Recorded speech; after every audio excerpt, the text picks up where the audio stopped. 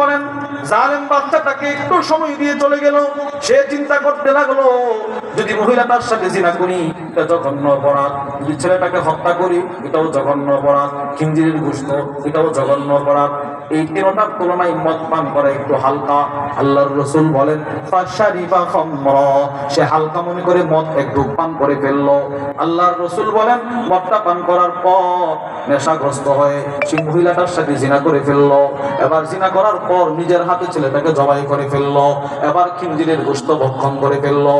আল্লাহর রাসূল এই হাদিসটা বর্ণনা করার পর হযরত আবু যর গিফারির কাঁধে হাতটা দিয়ে বলে আবু যর লা তাশরাবিল খাম, আবু যর কখনো জিন্দেগিতে মদ পান করবা না। ফাইন্নাহা মিফতাহু কুল্লি শাররিন, কেননা মদ হচ্ছে সমস্ত অপরাধের মূল। বলেন মদ সমস্ত অপরাধের মূল। এজন্য নিজের সন্তানকে এই নেশা থেকে দূরে রাখা ইনশাআল্লাহ বলেন, বলেন বলেন ইনশাআল্লাহ।